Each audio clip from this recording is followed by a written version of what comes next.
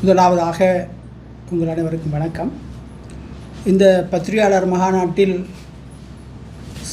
கலாநிதி சிதம்பரம் மோகன் ஆகிய நான் இந்த பத்திரிகையாளர் மகாநாட்டில் பேசுவதற்கான ஒரு காரணம், கடந்த 2 தினங்களுக்கு முன்பதாக பாராளுமன்றத்திலே கௌரவ பாராளுமன்ற உறுப்பினர் அர்ஜுனா ராமநாதன் அவர்கள் கௌரவ கடற்தொழில் அமைச்சர் ராமலிங்கம் சந்திரசேகரன் அவரிடம் ஒரு கேள்வி எழுப்புகிறார்.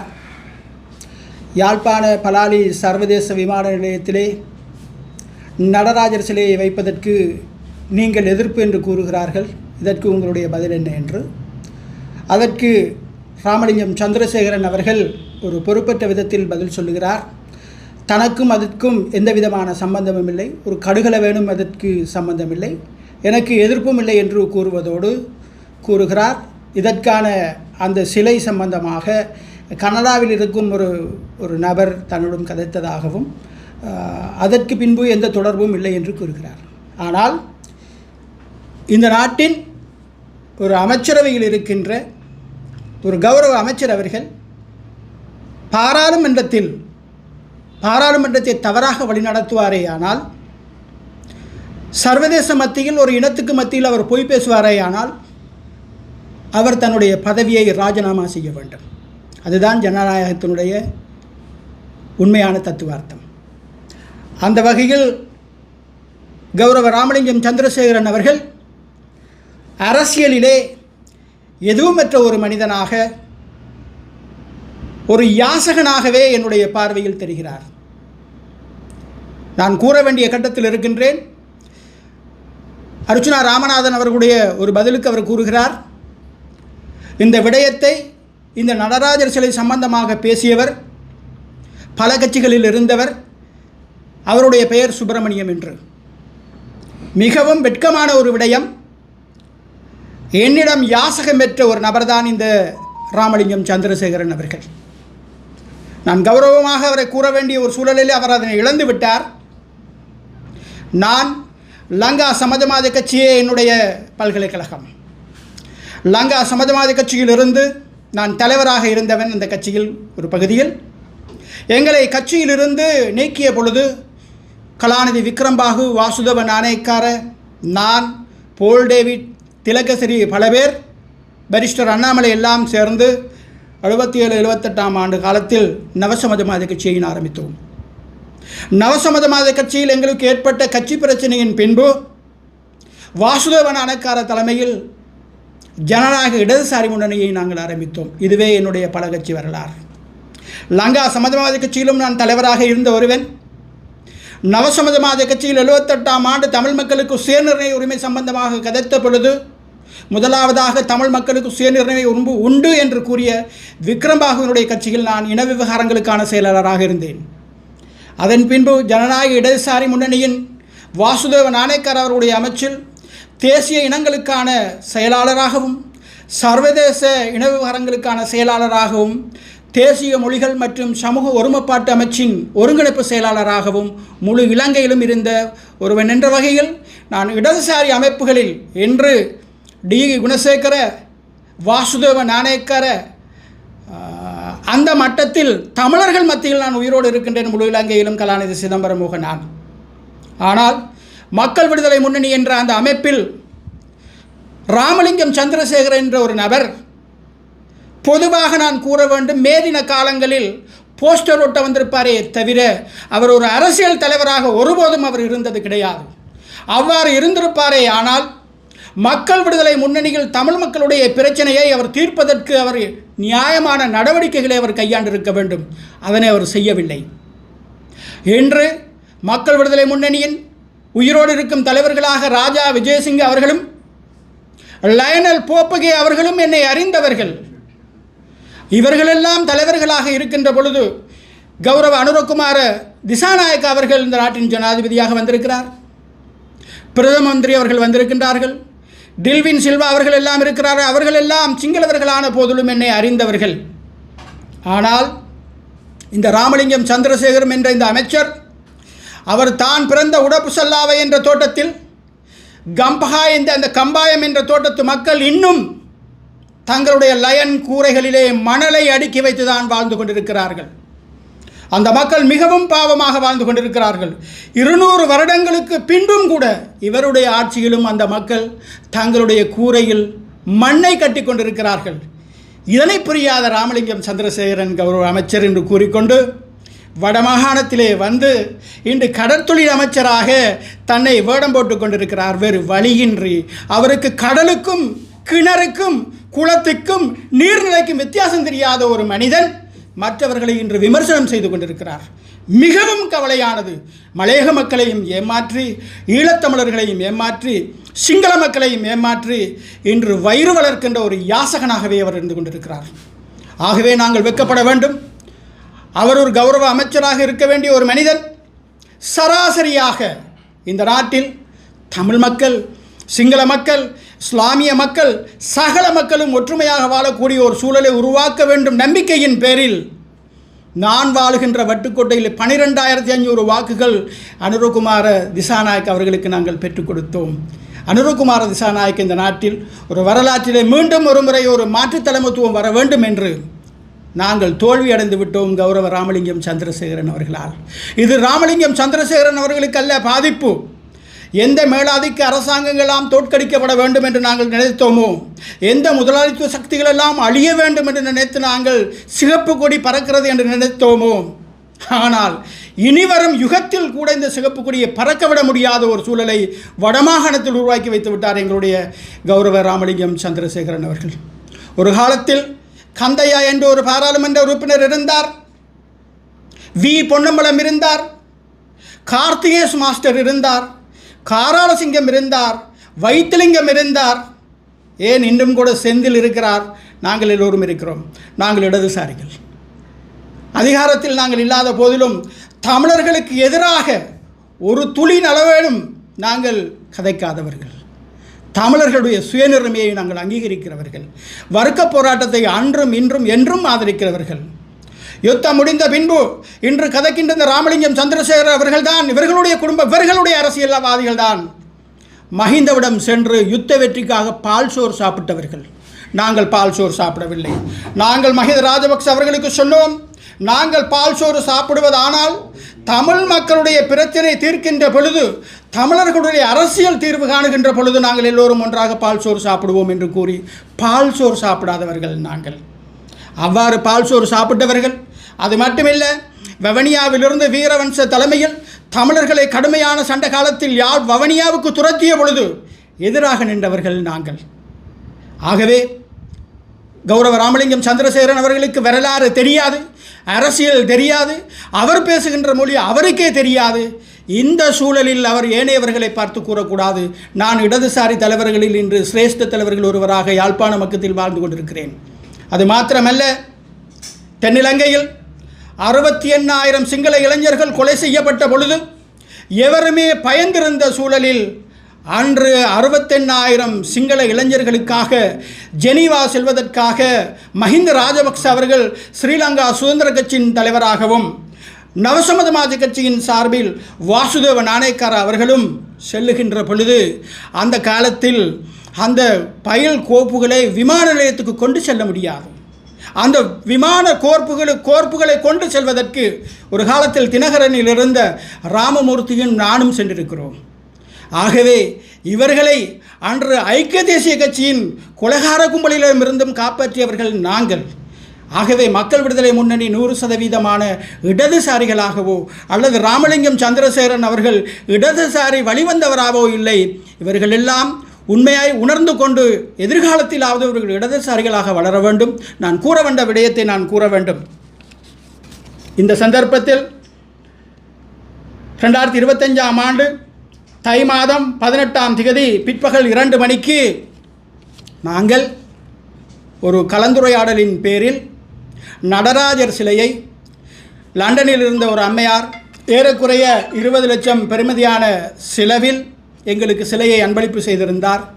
அந்த சிலையை நல்ல நோக்கத்திற்காக நான் ஒரு தமிழ் பௌத்த அமைப்பின் தலைவர் என்ற வகையிலும் இந்து பௌத்த ஒற்றுமைக்கான தலைவர் என்ற வகையிலும் அந்த சிலையை பூசை பண்ணுவதற்காக அல்ல, பலாலி விமான நிலையத்திலும் கட்டுநாயக்க விமான நிலையத்திலும் புத்த பகவான் இருப்பது போல் எங்கள் தில்லை நடராஜனும் இருப்பதன் மூலமாக இலங்கைக்கான கலாச்சாரத்தை சர்வதேசம் புரிந்து கொள்ள வேண்டும் என்ற நோக்கத்தோடு அந்த சிலையை வைப்பதற்கு நாங்கள் எல்லா விதமான முயற்சிகளையும் செய்து அந்த சிலையை சந்தையிலிருந்து ஊர்வலமாக நாங்கள் சென்றோம். அந்த விழாவிற்கு கௌரவ சுனில் செனவி கலாச்சார அமைச்சர் அவர்களும் இன்று பாராளுமன்றத்தில் என்னை சுப்பிரமணியம் என்று பெயர் மாறி கூறுகின்ற ராமலிங்கம் அவர்களும் பொங்கல் பானைக்கு அரிசிட்டார்கள். அந்த மேடையிலே பேசினார்கள். அப்பொழுது நாங்கள் கலந்துரையாடி கொண்டிருந்த பொழுது இந்த சிலை சம்பந்தமாக கதைத்த பொழுது சுனில் செனவியிடம் நாங்கள் சொன்னோம், இந்த சிலையை வைப்பதன் மூலமாக 113 நாடுகளிலே வாழுகின்ற தமிழர்கள் மத்தியிலே ஒரு மாற்றம் ஏற்படும், தமிழ் சிங்கள மக்கள் மத்தியிலே ஒரு ஒற்றுமை ஏற்படும்.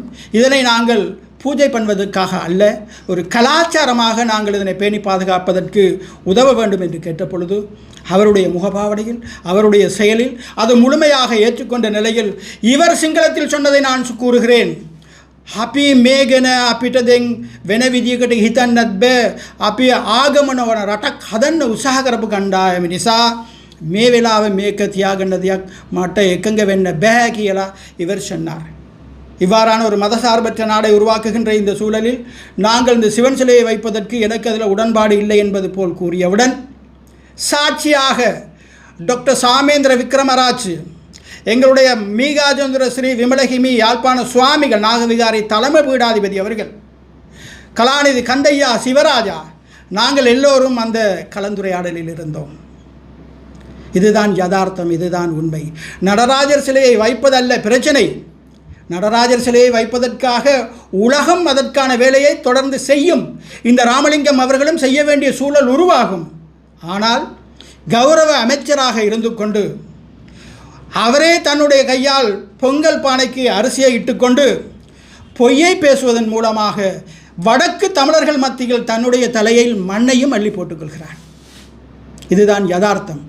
ஆகவே இந்த சந்தர்ப்பத்தில் நான் கூற வேண்டும், இதன் உண்மைத்தன்மையை அவர் ஏற்றுக்கொண்டு உடனடியாக நடராஜர் சிலையை வைப்பதற்கு தானே முன்னின்று செயல்பட வேண்டும்.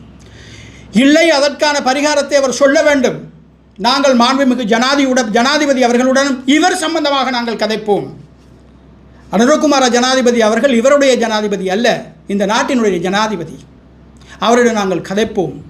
தமிழ் மக்களுடைய பிரச்சனை சம்பந்தமாக அவரிடம் நாங்கள் கடிதம் மூலமாக அனுப்பியிருக்கிறோம். கடிதத்தை நாங்கள் ஜனாதிபதிக்கும் அனுப்பியிருக்கிறோம்.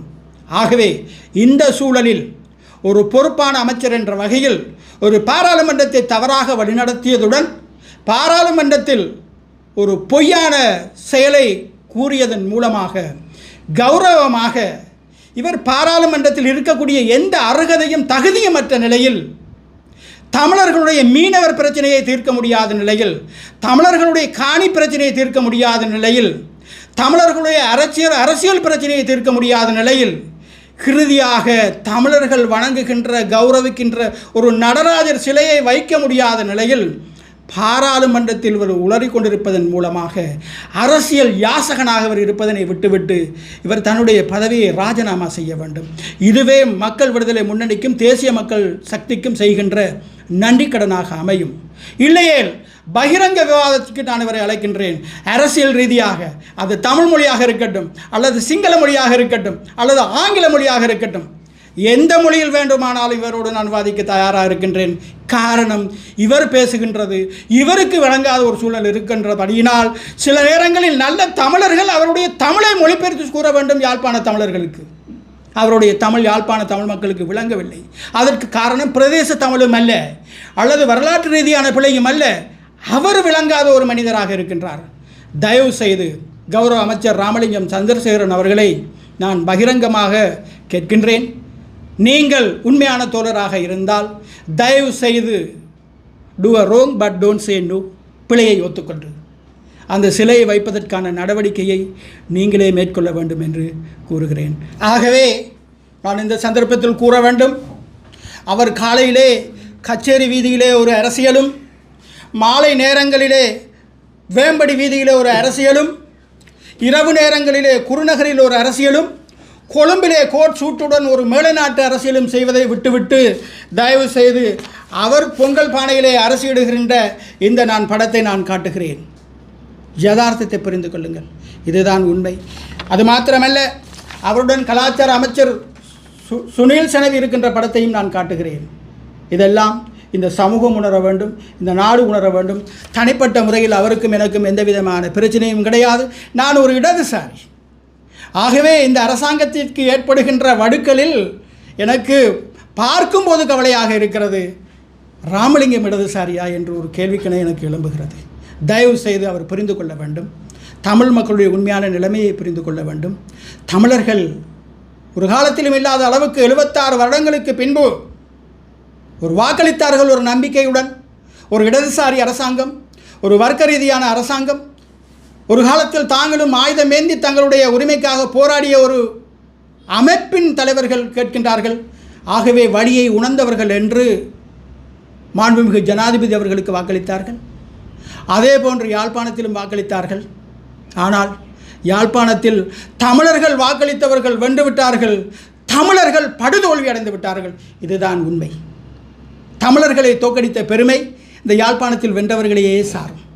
நான் நியாயமான அளவுக்கு இந்த நாட்டில் முழு இலங்கையிலும் வேலை செய்தவன், சர்வதேசத்தில் வேலை செய்தவன். நான் ஒருபோதும் இனங்களுக்கு எதிராக அல்லது இனங்களுக்கு வேறுபாடான கருத்தை கூறுபவன் அல்ல. ஆகவே இந்த நாடு எங்களுடைய நாடு. தமிழ், சிங்கள, இஸ்லாமிய மக்கள் ஒன்றுபட்டு வாழ வேண்டிய ஒரு நாட்டிலே இவரை போன்றவர்களால் மீண்டும் தமிழ் மக்கள் சர்வதேச ரீதியில் தலை குனிந்துள்ளார்கள். ஆகவே இதனை சர்வதேசமும் இலங்கையும் அதிஉத்தம ஜனாதிபதி அவர்களும் தென்னிலங்கையும் புரிந்து கொள்ள வேண்டும். மீண்டும் கூறுகிறேன், எதிர்வரும் காலங்களில் அபிவிருத்தி குழு மகாநாடு நடைகின்ற பொழுது உண்மையிலே இவர் கூற வேண்டும், எங்களுடைய கௌரவ அமைச்சர் பிமல் ரத்நாயக்க அவர்கள் வடமாகாணத்தின் அபிவிருத்தி குழு அமைச்சரா அல்லது ராமலிங்கம் சந்திரசேகரனா என்று. உண்மை புரியாத நிலையில் தமிழ் மக்களுக்கு அபிவிருத்தியும் இல்லை, எந்தவிதமான இதுகளும் இல்லை. இது யார் அபிவிருத்தி குழு தலைவர் என்று தெரியாத நிலையில் அரசாங்க அதிபர் ஒருபுறம், ஆளுநர் இன்னொரு புறம், இவர் இன்னொரு புறம், மக்கள் நடுத்தெருவில் நிற்கின்ற ஒரு சூழல் இருக்கிறது. ஆகவே தயவு செய்து இந்த மக்களை காப்பாற்ற வேண்டிய பொறுப்பு இந்த நாட்டின் ஜனாதிபதி கௌரவத்துக்குரிய அனுரகுமார திசாநாயக்க அவர்களுக்கு இருக்கிறது. இடதுசாரி என்ற வகையில் என்னுடைய வகிபாவத்தை நான் இந்த சந்தர்ப்பத்தில் கூறாது போனால் யார் இடதுசாரி என்ற கேள்வி வந்துவிடும். சில நேரங்களில் ராமலிங்கம் தன்னை இடதுசாரி என்று கூறி மீண்டும் இந்த மக்களை ஏமாற்றி விடுவார். தயவு செய்து அவர் இடதுசாரி அல்ல என்பதை இந்த சந்தர்ப்பத்தில் நான் கூறி என்னுடைய இந்த பத்திரிகையாளர் மாநாட்டை நிறைவு செய்கிறேன். நன்றி, வணக்கம். அது நிச்சயமாக போய் நான் ஆதாரங்களுடன் காட்டுகிறேன். ஆதாரங்களுடன் நீங்கள் முடியுமானால் எங்களுடைய விகாராதிபதி மீகாஜேந்திர விமலதேரர் அவர்களை அணுகி கேட்கலாம் எது உண்மை என்று. அடுத்த கட்ட நடவடிக்கை இந்த நாட்டினுடைய ஜனாதிபதி அவர்கள் மேற்கொள்ள வேண்டும். நான் அதில் சிங்களத்தில் வேண்டுமானாலும் சொல்லுகிறேன். අධිකරු ජනාධිපතිතුමාණනි සිංහලායගේ සහයෝගය නැතුව දෙමළායට මොනවත් කරගන්නත් බෑ. දෙමළායගේ උරුමයක් වෙනුවෙන් මහජාති හැටියට සිංහලාය උනන්දුවෙක් නැත්නම් මේ දේශය එකතු කරන්නත් බෑ. ඒ නිසා ගරු ජනාධිපතිතුමනි, ඔබතුමාගේ කාලයක් වාසනාව වේවා කියලා අපි ප්‍රාර්ථනා කළා. මේ ලංකාවේ ජ්‍යෙෂ්ඨ වමේ පෙරමුණ නායකයෙක් හැටියට මම අද डी ගුණසේකර වාසුදේව පසුව දෙමළාය හිටියට මම තමයි ජීවත් වෙන්නේ උතරේ. ඒ නිසා ගරු ඔබතුමාගේ පක්ෂයේ ඉන්න දීවර ගරු එමෙති රාමලිංගම් චන්ද්‍රසේකරන් නෙවෙයි වාමංශිකෙක්. ඔබතුමා කාලෙක් යාව මේ දිනවලට සලසල් එලවන්න නැත්තම් කොඩියක් දාගන්න බැනර් දාගන්න තිබුණා නම් ඔක සාධාරණයක්. නමුත් දෙමළායගේ ප්‍රශ්නයකට එයාට උත්තර දෙන්න බැරි මිනිහෙක් හැටියට මම දකිනවා. ඒ නිසා අපේ වමේ හැටියට ඔබතුමා අපේ වමේ දරුවෙක් හැටියට මේ සාධාරණ කිතාගෙන යහපනේ උතුරු පළාතේ වැඩ කරන දෙයක් අවශ්‍යයි. වමට ජය වේවා කියන අවස්ථාවේදී අපේ බුදුන්ගේ ධර්මය, හින්දුන්ගේ ධර්මය, සිවදෙයියන්ගේ ධර්මය, 33 கோடி දෙවිවරුන්ගේ ආශිර්වාදයකට ඔබ ලැබේවා කියලා ප්‍රාර්ථනා කරමින් ගරු රාමලිංගම් චන්ද්‍රසේකරන්ට මේ වෙලාවරේ දේශපාලන වශයෙන් ඔබතුමා උගන්වන්නේ. එච්චරයි මම කියන්නේ. அண்மையில் பேசுபொருளான நடராயர் சிலை விவகாரம் தொடர்பாக இந்து பௌத்த அமைப்பின் ஒருங்கிணைப்பாளர் கலாநிதி சிதம்பரம் மோகனின் ஊடக சந்திப்பு இன்றைய தினம் யாழ் ஊடக அமையத்தில் இடம்பெற்றது.